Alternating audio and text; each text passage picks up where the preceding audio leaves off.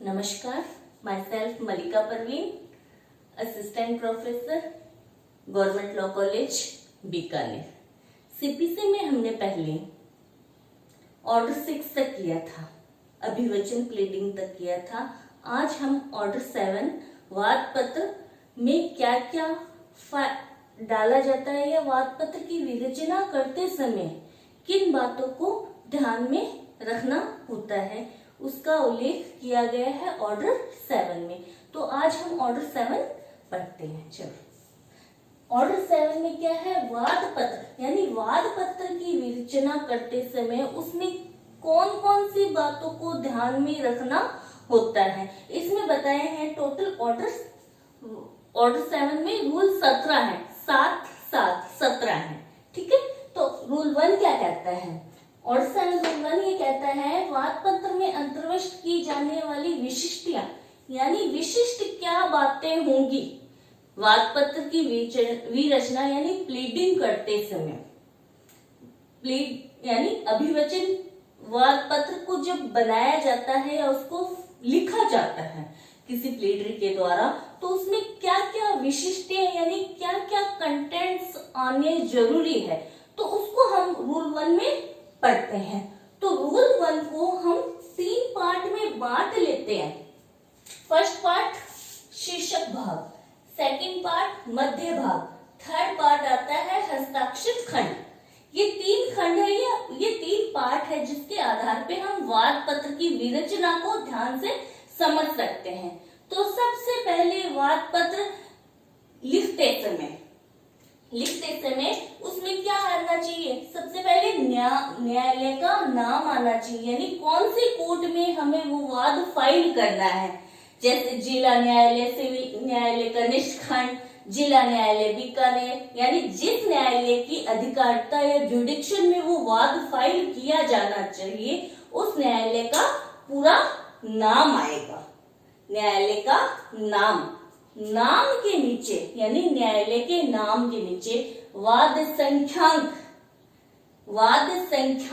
और सन आता है। न्यायालय का नाम, उसके नीचे आता है वाद संख्यांक, यानी उसको वाद संख्यांक कहाँ पे डाला जाता है? ऑर्डर 4 रूल 2 वादों के रजिस्टर में एंट्री की जाती है, तो उस वाद को संख्यांकित किया जाता है, वाद संख्यांक लिखा जाता है और उसके आगे सन लिखा जाता है कि कौन से सन में वो वाद न्यायालय में फाइल किया जाना है। ये 2 कॉलम न्यायालय के नाम के नीचे आएंगे। ठीक है, उसके बाद में आता है वादी का नाम, पता, यानी वादी का नाम में कैसे? जैसे ए सन ऑफ बी, उम्र क्या है उसकी, जाति क्या है उसकी, उसका निवास स्थान क्या है, ये संपूर्ण पता आता है। पता कहाँ पढ़ के आए थे अपन? ऑर्डर 6 रूल 14 के ए में रजिस्टर्ड पता। ठीक है, तो वो पूरा आएगा, वादी का नाम, पता, उम्र, जाति, निवासी। फिर आता है वर्सेस बनाम, फिर आता है प्रतिवादी का उम्र, नाम, जाति। वैसे ही सी सन ऑफ डी, उम्र क्या है उसकी जाति क्या है, उसका निवास स्थान क्या है, वही रजिस्टर्ड पता, यानी टोटल नाम विवरण आता है ताकि वादी की और प्रतिवादी की पहचान की जा सके, कोई आदेशिका की तामील उनके रजिस्टर्ड पते पे की जा सके। उसके बाद में अगर कोई वादी या प्रतिवादी विकृत है या माइनर है, अवयस्क है, तो उस भाव का भी कथन किया जाएगा। अगर वो दोनों में से वादी या प्रतिवादी कोई विकृत है या अवयस्क है तो उनके द्वारा वादी द्वारा वाद नहीं लाया जा सकता, तो इस भाव का कथन किया जाएगा कि वादी में माइनर है या विकृत है, तो उसकी ओर से वाद मित्र द्वारा वाद फाइल किया जाता है। ये होता है शीर्षक भाग में, ये 4 बातें लिखी जाती है। फिर आता है मध्य भाग, जो वेरी इंपॉर्टेंट है, बहुत ही ज्यादा इंपॉर्टेंट है। इसमें 5 चीजें, जैसे अंगुलियां 5 है, 5 अंगुलियों के बिना हाथ पूरा नहीं होता, वैसे ही वाद पत्र में ये 5 चीजें आनी जरूरी है। इसके बिना वाद पत्र सही विरचित किया हुआ नहीं माना जाएगा। सबसे पहले कॉज ऑफ एक्शन कि वाद हेतु क्या है, वाद हेतु क्या है, किस अधिकार का हनन हुआ है जिसके कारण वाद लाया जा रहा है। कॉज ऑफ एक्शन या वाद हेतु क्या है जिसकी वजह से ये वाद लाया जा रहा है। सेकंड लिखी जाएगी वाद हेतु, जैसे ए कह रहा है कि बी मेरे किराएदार है, उसने किराए का भुगतान नहीं किया है, तो वाद हेतु क्या है, किराए का भुगतान नहीं किया है। कॉज ऑफ एक्शन वो किराया देने से मना कर रहा है, तो ये वाद हेतु है। नेक्स्ट इसी में आता है सेकंड पॉइंट, अधिकारिता, जुडिक्शन। कोई भी वाद जिस न्यायालय में लगाया जा रहा है तो उस न्यायालय की वहां पर अधिकारिता होनी चाहिए। कौन सी अधिकारिता, विषय वस्तु संबंधी अधिकारिता होनी चाहिए, धन संबंधी अधिकारिता होनी चाहिए, स्थानीय अधिकारिता होनी चाहिए, साथ में ही आरंभिक अधिकारिता भी होनी चाहिए। 4 प्रकार की जुडिक्शन अगर उसमें है तो ही वो वाद उसमें वाद पत्र फाइल किया जा सकता है। तो जब वाद पत्र लिखा जाता है, विरचित किया जाता है, तो उसमें ये लिखा जाएगा कि श्रीमान यह वाद आपकी अधिकारिता में आता है, इसलिए आपके न्यायालय में फाइल किया जा रहा है। नेक्स्ट इसमें अनुतोष, वाद पत्र, वाद फाइल क्यों किया जा रहा है, रिलीफ पाने के लिए किया जा रहा है, तो उसमें लिखा जाएगा कि वादी कौन कौन से अनुतोष की मांग करता है, यानी अनुतोष थर्ड स्तंभ है। फर्स्ट स्तंभ वाद हेतु, सेकंड अधिकारिता, थर्ड आता है अनुतोष, यानी वो उस अनुतोष की मांग के लिए जिसके लिए वो वाद फाइल कर रहा है उसका वाद पत्र में उल्लेख करेगा। फोर्थ आता है परिसीमा, टाइम पीरियड, कि कोई वाद टाइम बार तो नहीं हुआ है, यानी परिसीमा अवधि, परिसीमा अधिनियम 1963 के अधीन है, यानी जो न्यायालय ने फिक्स किया हुआ है, न्यायालय ने फिक्स किया हुआ है कि यह वाद इस समय अवधि में ही लगाया जा सकता है, तो वो वाद परिसीमा अवधि के अंतर्गत है। तो वाद पत्र में ये लिखा जाएगा कि वाद समय अवधि के भीतर है या मियाद के अंदर है, परिसीमा टाइम बार्ड नहीं, परिसीमा अवधि के भीतर है। फिफ्थ आता है कोर्ट फीस। कोर्ट फीस यानी जिस विषय वस्तु के लिए या जिस अनुतोष के लिए मांग की जा रही है या जो विवादित है उसका क्या है, मूल्यांकन किया जाता है। कोर्ट वाद की विषय वस्तु का मूल्यांकन किया जाता है, इवैल्यूएशन निकाला जाता है कि इस विषय वस्तु का मूल्य कितना है या जो अनुतोष मांग रहे हैं उसका बाजार मूल्य कितना है। वाद की विषय वस्तु का मूल्यांकन किया जाता है। क्यों किया जाता है, क्यों उस मूल्यांकन के आधार पे ही कोर्ट फीस लगाई जाती है। कोर्ट फीस उस मूल्यांकन के आधार पे लगाई जाती है। तो वाद पत्र में ये लिखा जाएगा कि वाद की विषय वस्तु का उचित मूल्यांकन किया गया है तथा स्टाम्प ड्यूटी या कोर्ट फीस न्यायालय में फाइल जमा करा दी गई है। ये 5 चीजें इंपॉर्टेंट है, इनके बिना वाद पत्र की विवेचना अधूरी है। और अगर वाद में ये 5 चीजें होनी जरूरी है, इसके बिना वाद पत्र पूर्ण रूप से विरचित हुआ नहीं माना जाता है। नेक्स्ट इसी में आता है कि अगर वादी ने कोई मुजराई की दावा, वादी के विरुद्ध कोई मुजराई का दावा स्वीकार किया गया है या वादी ने अपने दावे के किसी भाग का त्याग कर दिया। मान लो वादी पहले 5,000 की मांग करता है, फिर कहता है नहीं मैं तो 4,000 की ही मांग कर रहा हूँ, या उसके विरुद्ध मुजराई का दावा 2,000 रुपए का स्वीकार कर लिया तो 3,000 की मांग रही, तो उस मुजराई की राशि या त्यागे गए दावे की राशि का भी न्यायालय वाद पत्र में उल्लेख किया जाएगा अगर ये पॉइंट है तो, अन्यथा नहीं। अगर फ्रेश वाद आ रहा है, ना मुजराई हुई है ना उसने दावे का भाग त्यागा है, तो इस राशि का उल्लेख करने की आवश्यकता नहीं है। नेक्स्ट थर्ड भाग आता है हस्ताक्षर खंड। फर्स्ट शीर्षक भाग, सेकंड मध्य भाग, थर्ड आता है हस्ताक्षर खंड। हस्ताक्षर खंड यानी ये 5 चीजें लिखने के बाद में वादी क्या करता है, अपने सिग्नेचर करता है। वादी अपने सिग्नेचर करता है या वादी की ओर से प्लीडर द्वारा सिग्नेचर किया, अभिकर्ता द्वारा, एजेंट द्वारा सिग्नेचर किया जाता है।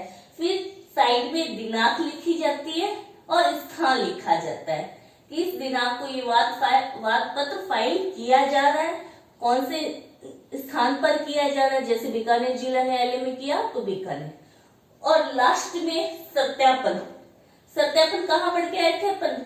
ऑर्डर 6 रूल 15, यानी इन चीजों को वो वेरीफाई कर रहा है, इन फैक्ट को, कि वो निजी ज्ञान के आधार पे सत्य है या कानूनी ज्ञान के आधार पे या कानूनी सलाह के आधार पे वो इन्हें सत्यापन करता है। ये थी ऑर्डर 7 रूल 1 की इंपॉर्टेंट बातें। इसके द्वारा ही वाद पत्र की विरचना की जाती है। ये विशिष्टियां हैं। अब ये तो सामान्य हर एक वाद पत्र में ये होती ही होती। अब अगर कोई अन्य वाद आते हैं, विशिष्ट वाद होते हैं, तो उसमें क्या चीजें समाहित करनी होती, वो पढ़ते हैं अपन ऑर्डर 7 रूल 2 कि मान लो कोई धन संबंधित वाद है। मान लो ए कहता है कि मैं बी से इतनी धनराशि की मांग करता हूं, या इसके लिए वो वाद फाइल करता है, तो वहां उससे वो धनराशि एग्जैक्ट लिखनी होगी। ऐसा नहीं है लगभग या सामान्य इतनी राशि मांगता, वो अगर 2 लाख की मांग करता है तो उसे 2 लाख रुपए ही लिखनी होगी। वो ऐसा नहीं कि 1 लाख और समथिंग कुछ मांगता हूं, एग्जैक्ट राशि लिखनी होगी जितने की वो मांग करता है। वो राशि वो अंकों में और शब्दों में दोनों में लिखेगा। अगर अंकों की राशि में और शब्दों की राशि में चेंज है, परिवर्तन है, मान लो एक 0 लगाना वो भूल गया, तो वहां शब्दों की राशि को प्रायोरिटी दी जाएगी, सही शब्दों वाली राशि को माना जाएगा। और एग्जैक्ट लिखेगा वो कितने धन की मांग वादी प्रतिवादी से कर रहा है। परंतु 3 चीजें इसमें हैं कि जहां पर उसे एग्जैक्ट लिखने की आवश्यकता नहीं है। फर्स्ट, जहां मध्यवर्ती लाभ या मेन प्रॉफिट की गणना करनी अभी बाकी है। सेकंड, जहां पर वादी और प्रतिवादी के बीच में अभी हिसाब किताब होना बाकी है। प्रथम तो क्या, मध्यवर्ती लाभ, सेकंड हिसाब किताब, थर्ड आता है कि प्रतिवादी के कब्जे में ऐसी जंगम संपत्ति है जिसका वैल्यूएशन या बाजार मूल्य अभी तय करना बाकी है। प्रतिवादी के कब्जे में चल संपत्ति है, प्रतिवादी के कब्जे में चल संपत्ति है जिसका बाजार मूल्य तय करना अभी बाकी है। तो इन 3 चीजों के लिए अगर वाद किया जा रहा है तो वहां वो लगभग के करीब लिख सकता है, यानी वहां एग्जैक्ट राशि लिखना उसको आवश्यक नहीं है। नेक्स्ट आता है कि जहां स्थावर संपत्ति के लिए या अचल संपत्ति के लिए या इमूवेबल प्रॉपर्टी के लिए कोई वाद फाइल किया जा रहा है। मान लो ये कहता है कि ये इस भूमि के लिए मैं हकदार हूं, इसका स्वामी मैं हूं, प्रतिवादी नहीं है, तो वो उस स्थावर संपत्ति कौन सी का, वो उसका दिशाएं लिखेगा, यानी जो बंदोबस्त रिकॉर्ड में है, जो रजिस्टर्ड डॉक्यूमेंट है, रजिस्टर्ड भूमि है, तो उसका बंदोबस्त अभिलेख जो न्यायालय में फाइल करेगा, यानी वो ये बताएगा कि इस स्थावर संपत्ति के लिए जिसके लिए ये दावा कर रहा है, वादी दावा कर रहा है कि उसके उत्तर में क्या है, उसके दक्षिण में क्या है, उसके पूर्व में क्या है, उसके पश्चिम में क्या है, यानी वो उसका मैप लगाएगा। ड्राफ्टमैन के द्वारा जो मैप किया जाता है, ड्राफ्टिंग की जाती है, वो उसका ड्राफ्ट यानी वो उसका नक्शा लगाएगा, भू सर्वेक्षण वाला नक्शा लगाएगा। अगर स्थावर संपत्ति के लिए कोई वाद फाइल किया जाता है तो वहां वो उसका आसा पासा बताएगा और भू सर्वेक्षण वाला नक्शा उसके साथ में अटैच करेगा। नेक्स्ट आता है कि जहां वादी प्रतिनिधि की हैसियत में कोई वाद ला रहा है। प्रतिनिधि वाद कहाँ था? ऑर्डर 1 रूल 8 में था।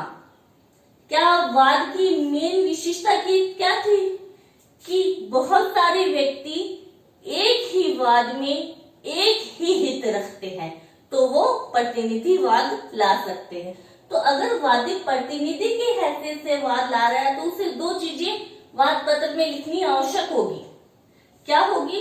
फर्स्ट क्या लिखेगा वो कि उसका विषय वस्तु में हित है, और सेकंड लिखेगा कि प्रतिनिधि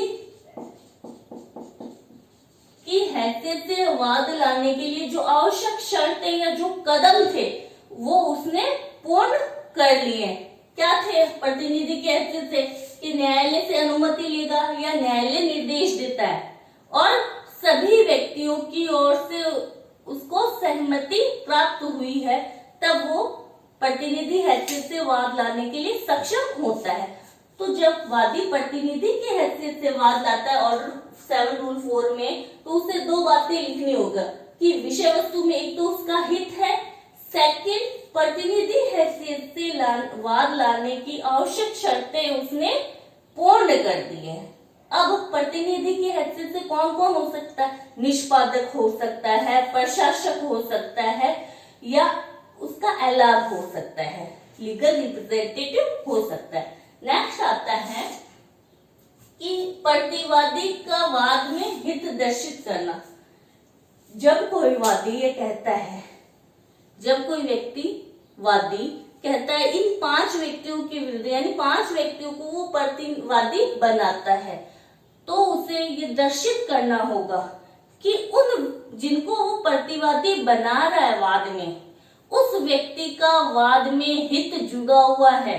मान लो पहले वो ए वाद कर रहा है, ए वाद करता है बी और सी के विरुद्ध, फिर वो कहता है डी को भी मैं प्रतिवादी बनाना चाहता हूं, या बनाता है। वाद पत्र में प्रतिवादी की हैसियत से वो डी का भी नाम लिखता है। ये दोनों भाई थे, ये इसका पुत्र, मान लो ये का पुत्र है डी, तो वो कहता है कि डी भी प्रतिवादी है, यानी उस विषय वस्तु में डी का भी हित विद्यमान है, तो वो इसको भी प्रतिवादी बना सकता है। जब प्रतिवादी का हित विद्यमान है तो वादी के द्वारा अगर वाद में कोई प्रश्न किया जाता है, क्वेश्चन किया जाता है, तो जिसका हित विद्यमान होगा वो उत्तर देने के लिए बाउंड होगा। ठीक है, वो उत्तर देने के लिए बाउंड होगा। तो ऑर्डर 7 रूल 5 ये कह रहा है कि जहां वादी ये दर्शित करता है कि प्रतिवादी का वाद में हित है, और हित है तो वो प्रश्न वादी के प्रश्नों का उत्तर देने के लिए भी बाउंड माना जाएगा। फिर आता है ऑर्डर 7 रूल 6 कि अगर वादी कहता है, मान लो कोई वाद टाइम बार हो गया, परिसीमा अवधि से वो छूट गया, यानी समय अवधि निकल गई, वाद फाइल कर टाइम बार हो गया, या कोई विधि की छूट उसके हक में है, विधि उसके पक्ष, मान लो कोई अरेस्ट है और उसके लिए विधि उसको लाभ प्रदान करती है, तो वाद पत्र में वादी जब परिसीमा या विधि की छूट का दावा करता है, परिसीमा छूट, टाइम बार हो गया वाद, या परिसीमा से छूट का दावा करता है या विधि की छूट का दावा करता है, तो किस आधार पर वो इस छूट का दावा कर रहा है, उस आधार को भी वो वाद पत्र में लिखेगा कि किस आधार पे वो परिसीमा अवधि से छूट प्राप्त कर रहा है, या किस आधार पर वो विधि से छूट प्राप्त कर रहा है, उस आधार या उस रीजन को वो वाद पत्र में लिखेगा। नेक्स्ट ऑर्डर 7 रूल 7 7 अनुतोष का निर्दिष्ट कथन किया जाना, यानी वादी वाद किस लिए फाइल करता है? रिलीफ, अनुतोष प्राप्त करने के लिए। तो उसको स्पेशल रूप से लिखना होगा कि वो प्रतिवादी से किस अनुतोष की मांग कर रहा है, विनिर्दिष्ट कथन करना होगा कि उसे, जैसे ए ने कब्जा कर ली उसकी बी की भूमि कब्जा कर ली, तो अब कौन सी भूमि कब्जा की? मान लो रानी बाजार की भूमि कब्जा की, तो ए को वाद पत्र में लिखना होगा कि बी प्रतिवादी ने उसकी रानी बाजार की भूमि कब्जा कर ली है, रानी बाजार वाली भूमि का कब्जा उसे वापस लौटाया जाए। यानी विनिर्दिष्ट कथन करना होगा कि मुझे वही भूमि चाहिए जो मेरी थी। सामान्य अनुतोष का उल्लेख करने की आवश्यकता नहीं है। सामान्य अनुतोष जो न्यायालय सामान्यतः वादों में दिलाता, जैसे वाद के खर्चे, समय की हानि, इनका उल्लेख वाद पत्र में करने की आवश्यकता नहीं है। और जितना अनुतोष न्यायालय से मांगा गया है, न्यायालय उतना ही अनुतोष दिलाएगा, उससे ज्यादा कभी अनुतोष न्यायालय नहीं दिलाता है। सामान्य अनुतोष का उल्लेख करने की आवश्यकता नहीं है, सामान्य अनुतोष न्यायालय अपने आप दिला देता है। फिर आता है ऑर्डर 7 रूल 8, पृथक आधारों पर आधारित अनुतोष।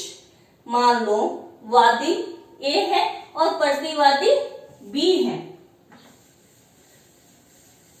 अब ए के कई अधिकार विधिक अधिकारों का हनन हो गया, कई विधिक अधिकारों यानी पृथक पृथक आधार हो गए, विधिक अधिकारों का हनन हुआ, तो वो पृथक पृथक आधारों पर अनुतोषों की मांग कर सकता है।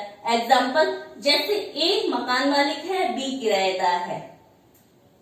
बी ने मार्च का, अप्रैल का, मई का, बी ने मार्च, अप्रैल, मई, जून का किराया भुगतान नहीं किया है, तो वाद पत्र में ए को ये दावा करना होगा कि बी मार्च का किराया ड्यू है, बाकी है, अप्रैल का ड्यू है, मई का ड्यू है, जून का ड्यू है। यानी ये पृथक आधार हो गए, मार्च के लिए अलग वाद फाइल करना आवश्यक नहीं है। वो एक ही वाद में पृथक आधार तो पृथक है, उन सब पृथक आधारों पे अनुतोष की मांग करेगा। सॉरी। नेक्स्ट आता है ऑर्डर 7 रूल 9, इंपॉर्टेंट है। ये कह रहा है कि वाद पत्र ग्रहण करने पर क्या प्रक्रिया हो। जब न्यायालय में वाद पत्र फाइल किया जाता है और न्यायालय वाद पत्र एक्सेप्ट कर लेता है, एक्सेप्ट करने के बाद में क्या प्रोसीजर करनी होगी वादी को। वादी को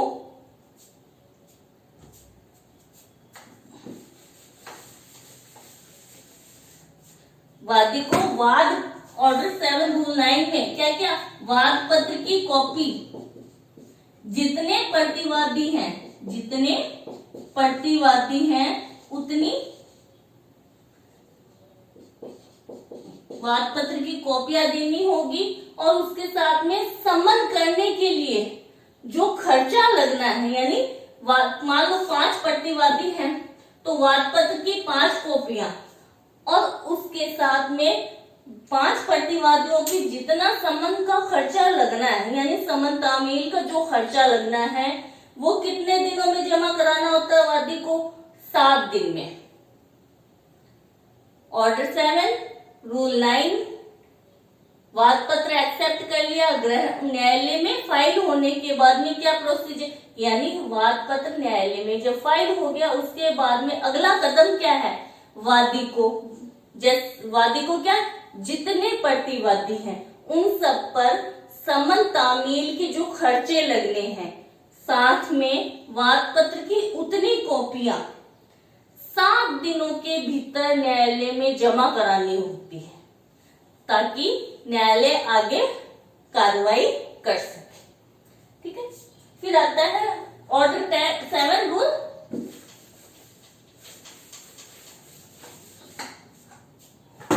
ऑर्डर 7 रूल 10, वाद पत्र को लौटाया जाना।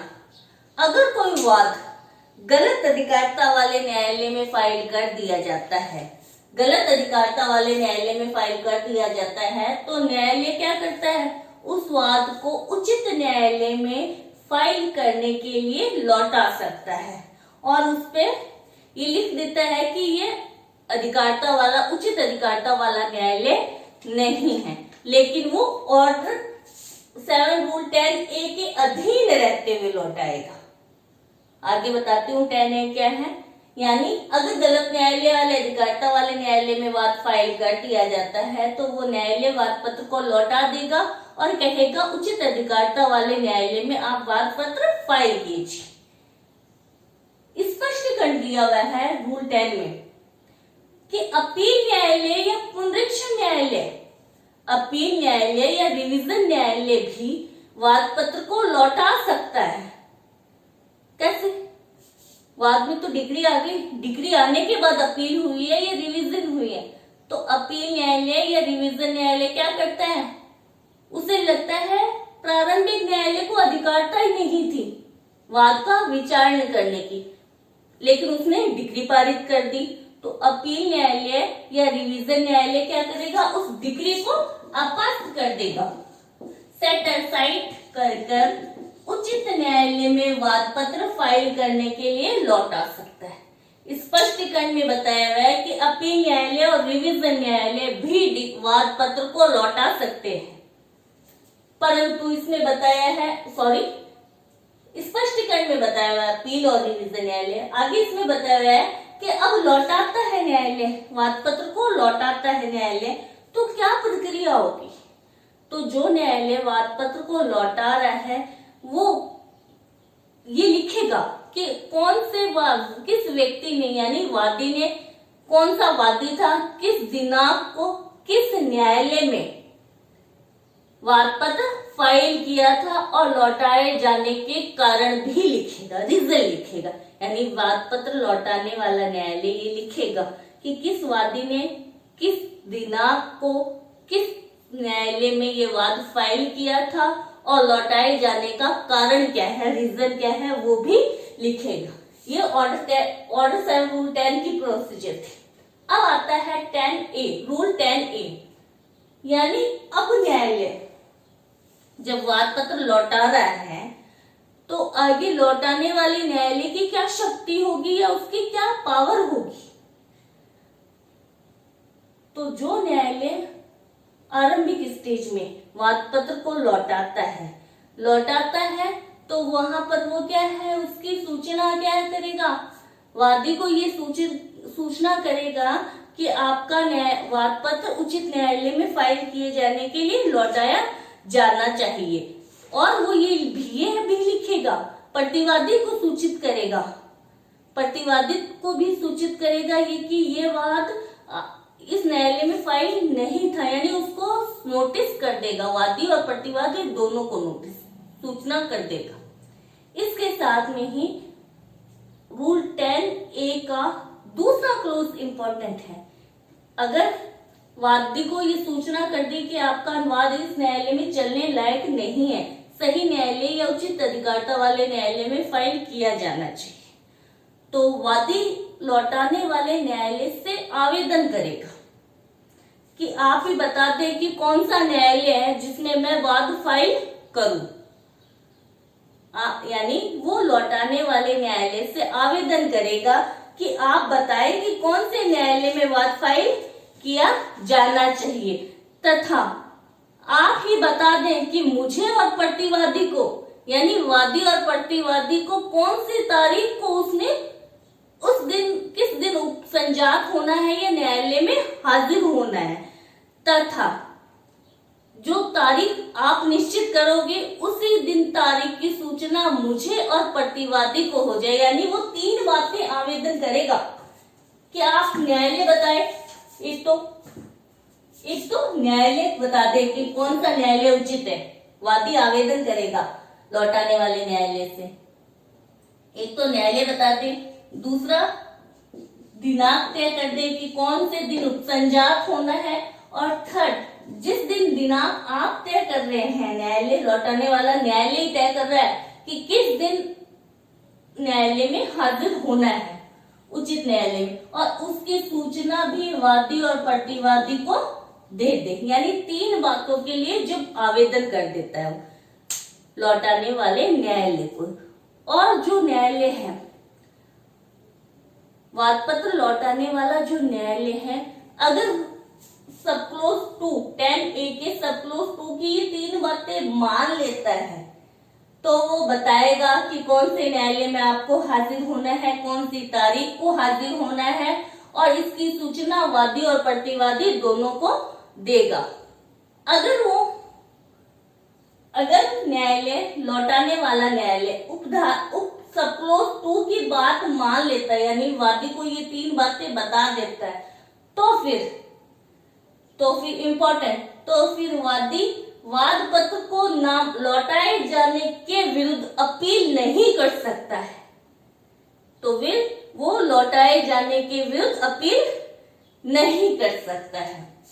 यानी रूल 10A के सब क्लोज 2 में मांगे गए वादी की ये 3 आवेदन में मांगे गए ये अगर 3 बातें न्यायालय लौटाने वाला न्यायालय एक्सेप्ट कर लेता है, न्यायालय भी तय कर देता है, तारीख भी तय कर देता है, इसकी सूचना वादी और प्रतिवादी दोनों को करा देता है, तो फिर वादी वाद पत्र को लौटाए जाने के विरुद्ध अपील नहीं कर सकता है। क्लियर? अब आता है 10B, रूल 10B कि अगर अपील न्यायालय, मैंने बताया स्पष्टीकरण में, रूल 10 में स्पष्टीकरण में बताया कि अपील न्यायालय भी लौटा सकता है। अगर अपील न्यायालय लौटा रहा है,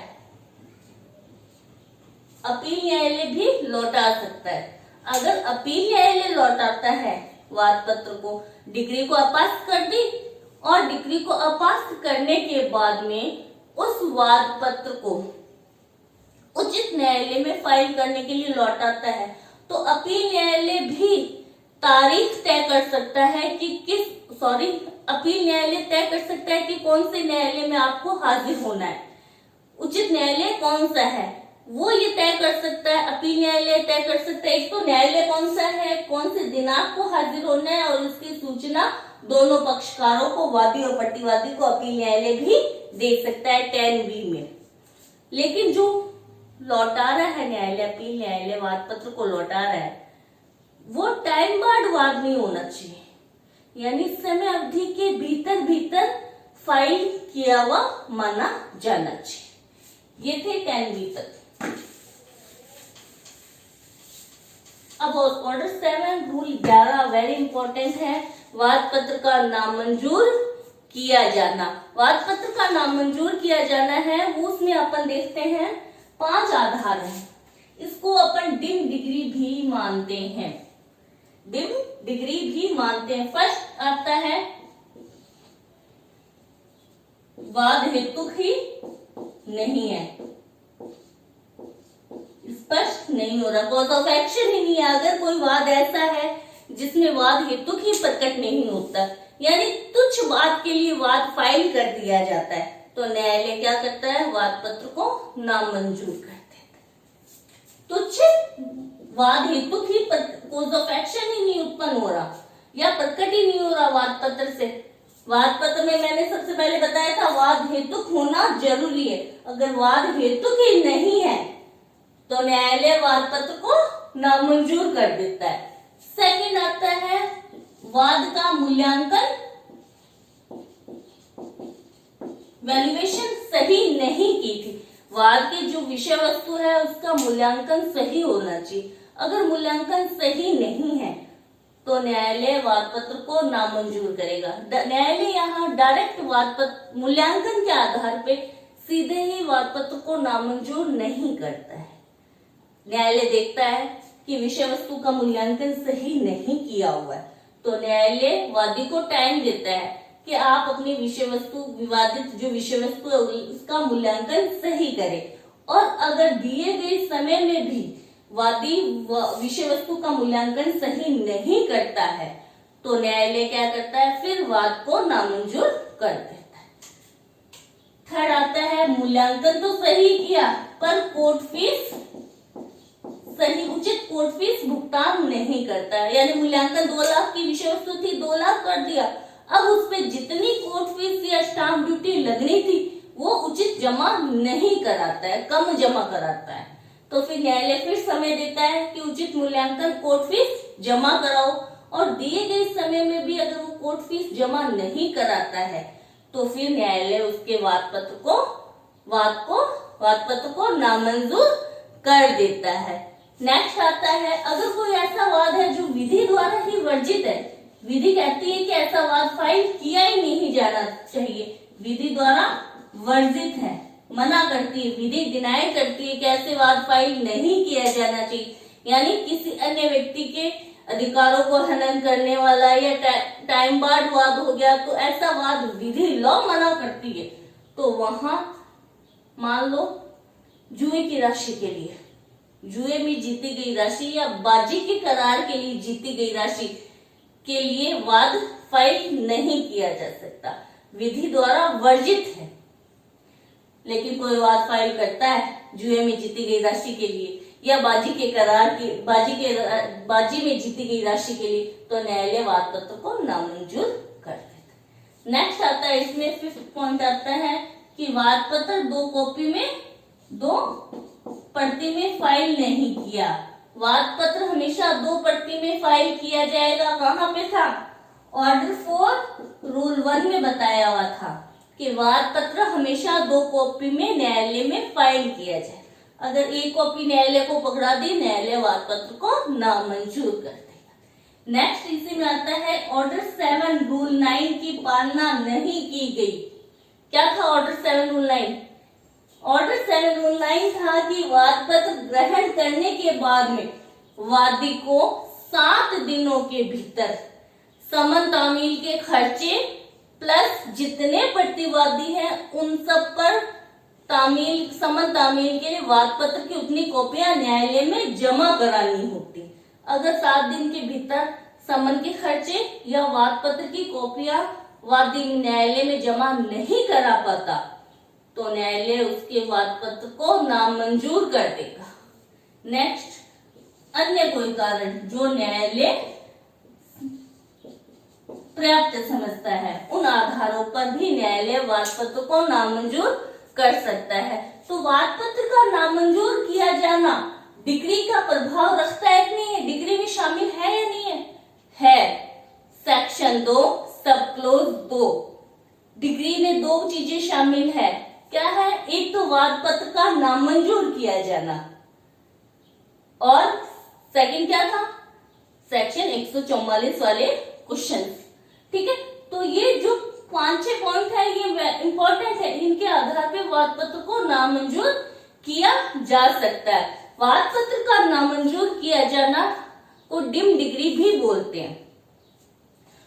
ऑर्डर 7 रूल 12 जो मैंने इसमें लिखा नहीं है, रूल 12 कह रहा है कि जहां वाद पत्र को नामंजूर किया जा रहा है, नामंजूर करने के कारण भी लिखेगा कि इस मूल्यांकन के कारण खारिज किए वाद पत्र को नामंजूर किया है या 2 प्रति में, यानी इनमें से कोई एक रीजन था, इस कारण नामंजूर किया जा रहा है, तो उस रीजन का भी उल्लेख किया जाएगा। ऑर्डर 7 रूल 13 जहां वाद पत्र नामंजूर कर दिया, जहां वाद पत्र नामंजूर कर दिया, तो क्या वादी उस वाद हेतु के लिए नया वाद ला सकता है या नहीं ला सकता? ला सकता है। क्यों? क्योंकि प्राइमा फेसी ही वाद वाद पत्र नामंजूर किया है। ये कोई डिग्री नहीं है, डिग्री शब्द में शामिल जरूर है, पक्षकार के अधिकार डिसाइड नहीं हुए हैं, न्यायालय ने न्याय निर्णय नहीं किया है, प्राइमा फेसी खारिज किया है, वाद पत्र को नामंजूर किया है। तो अगर वो ये गलती सुधार ले, जिस भी कारण वाद पत्र नामंजूर हुआ, गलती सुधार ले, तो उसी वाद हेतु पर वो नया वाद भी ला सकता है। रूल 13 इंपॉर्टेंट है कि वो नया वाद उस वाद हेतु के कारण वाद हेतु पर नया वाद ला सकता है, उसी वाद हेतु पे जिस पर वाद पत्र नामंजूर हुआ था।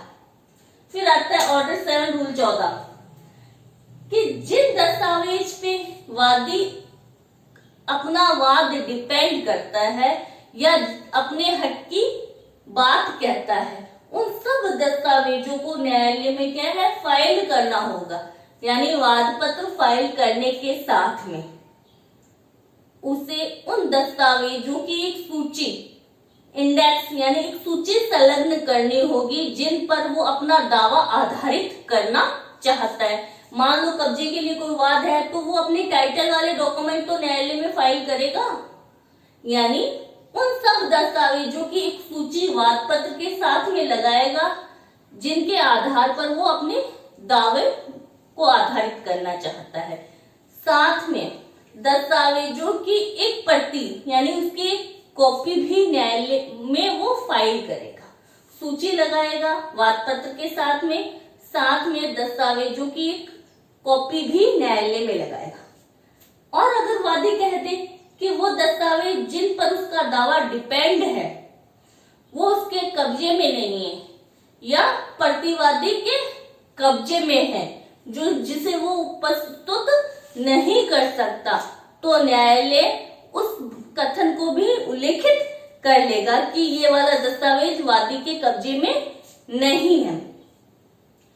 और अगर वादी ने मान लो 5 दस्तावेज लगाए, 5 दस्तावेज उसके कब्जे में थे और उसने लगा दी, कोई एक ऐसा इंपॉर्टेंट छठा दस्तावेज भी था जिसको उसे लगाना चाहिए था, जिसकी सूची में उसका नाम लिखना चाहिए था, लेकिन वादी ने क्या किया, उस दस्तावेज का नाम सूची में संलग्न नहीं किया या उस दस्तावेज की कॉपी न्यायालय में फाइल नहीं की, लगाई नहीं, तो बाद में अगर वो न्यायालय की अनुमति लेकर,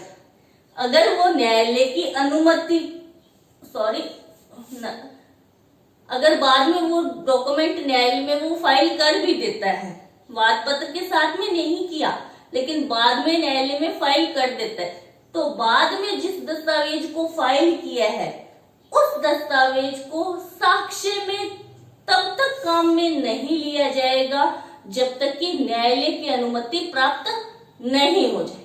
यानी सीधी सी बात है, जो डॉक्यूमेंट उसने वाद पत्र के साथ में फाइल नहीं किया उस दस्तावेज को साक्ष्य के रूप में कब तक काम में नहीं लिया जाएगा, जब तक कि न्यायालय की अनुमति ना हो। यानी न्यायालय संतुष्ट होता है कि उस समय इसके पास ऐसा कोई रीजन था जिस कारण ये न्यायालय में इस दस्तावेज को प्रस्तुत नहीं कर सका।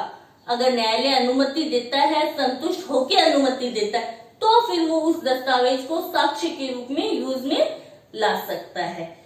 इसका 4th क्लॉज ही कहता है कि वादी उन दस्तावेजों को न्यायालय में पेश करने के लिए बाउंड नहीं है, चाहे उसके कब्जे में है लेकिन वो उन दस्तावेजों को पेश करने के लिए बाउंड नहीं है। 2 बातें,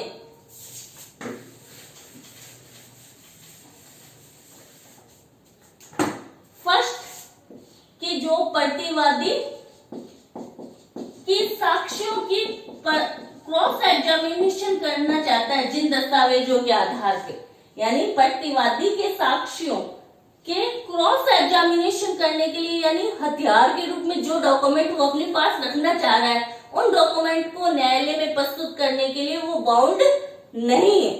सेकंड आता है अपनी स्मृति ताजा करने के लिए, अपनी याद ताजा करने के लिए, स्मृति ताजा करने के लिए ऐसा कोई डॉक्यूमेंट है जो क्या है, रिलेवेंट है लेकिन सुसंगत तो है लेकिन न्यायालय में पेश नहीं किया जा सकता, तो वहां पर वो क्या करता है, उस दस्तावेज को न्यायालय में पेश नहीं करता, अपने पास रखता है, यानी अपनी स्मृति ताजा करने वाले डॉक्यूमेंट है वो न्यायालय में पेश करने के लिए बाउंड नहीं है। नेक्स्ट आता है ऑर्डर 7 रूल 16 कि अगर कोई पराक्रम में लिखित यानी कोई चेक है, वचन पत्र है या विनिमय पत्र है और वो वादी के पास खो गई है और वो उन पराक्रम में लिखितों के आधार पर क्षतिपूर्ति प्राप्त करना चाहता है, तो वो न्यायालय को बता देगा कि मेरे पास से ये खो गई है। अगर न्यायालय संतुष्ट होता है तो न्यायालय खोई हुई पराक्रम में लिखितों के आधार पर भी डिक्री पारित कर सकता है और उस डिक्री का प्रभाव ये होगा कि मानो वो पराक्रम में लिखित वादी के कब्जे में थी और वाद पत्र के साथ में न्यायालय में फाइल कर दी गई थी, यानी न्यायालय उसको न्यायालय में फाइल किया और मानकर डिक्री पारित कर सकता है।